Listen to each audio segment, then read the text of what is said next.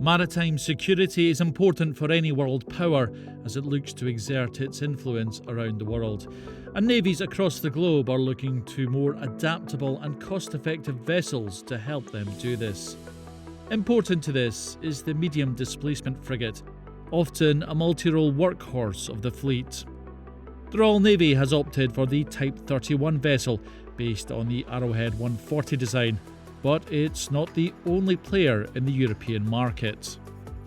The French Frigate de Défense et Intervention, or FDI, offers another adaptable platform that can fulfill several roles. But just how do they stack up against each other? Let's look at the Type 31 first. The Royal Navy has ordered 5 of these vessels, a cost-effective ship with production at £250 million each.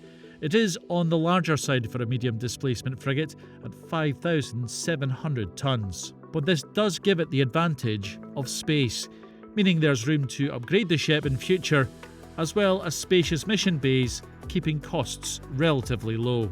Its 4 diesel engines mean it can reach speeds of more than 26 knots and has a maximum range of 9,000 nautical miles, ideal for global deployments. The Type 31, and I've argued for some time now, might be the most important ship we're building, because if you look at the hybrid Navy vision and the drive to uncrewed and autonomy, you've got to bridge that gap. You are still going to need lots of ships with men and women in them. That'll never change, incidentally. That is the nature of navies.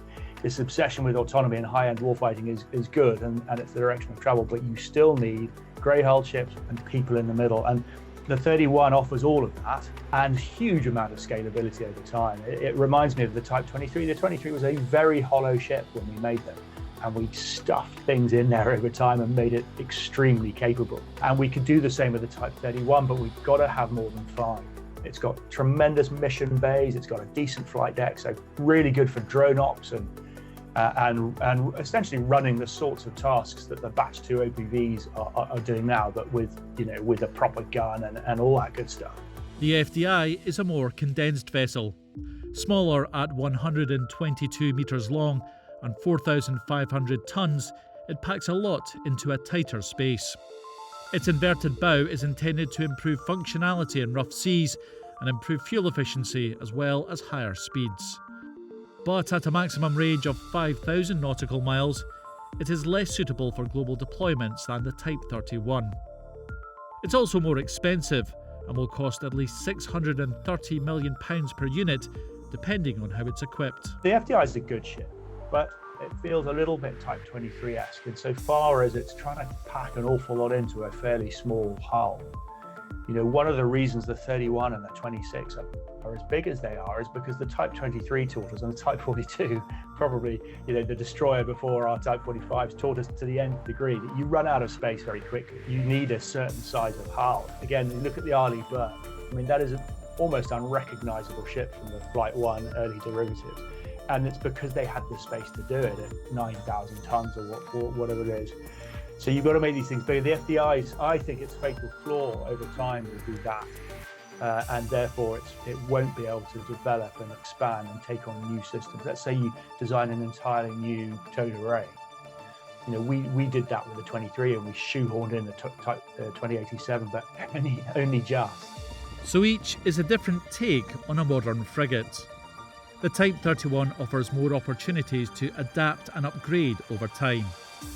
It will be equipped with a Thales NS-110 E-scan radar capable of tracking hypersonic or stealthy threats. It will be armed with a 57mm Bofors main gun, 2 40mm Bofors secondary guns, and a 24-cell Sea-Scepter vertical launch system for air defence. But its large hull means equipment can be added and upgraded over time. It can accommodate something like the Mark 41 vertical launch system for future cruise and anti-ship weapons. While the FDI is smaller but packs a punch, cramming more into its compact hull to maximise lethality. Armed with a 76mm main gun, 8 MM40 anti-ship missiles, and a vertical launch system capable of firing Aster 1530 air defence missiles. It's also equipped with a Thales Seafire radar to detect and counter any threat from above the water, alongside a King Clip hull-mounted sonar and a Captus 4 compact towed array sonar for submarine hunting. The FDI, for my money, and this could be old school, I could be out of date on this because of course the technology is improving and their radars are improving. I mean, certainly the FDI has a good air defense suite in terms of its radar and its sensors, but it does feel like it's trying to do quite a lot in one small platform. So look, I think it's capable. It's clearly slightly more expensive. It's ready now. Is it the best long-term solution over the next 30 years? No, I'm not sure that it is. I think this is where the Arrowhead 120, well, okay, that's a bit smaller than the 31, but may have offered more flexibility over time, slightly fewer people on board, which these days is always important, slightly better endurance, again, swings and roundabouts. But the FDI is a good ship now. Will it still be good in 30 years? Question mark. Thanks for watching. For more from BFBS Forces News, like and subscribe to our channel.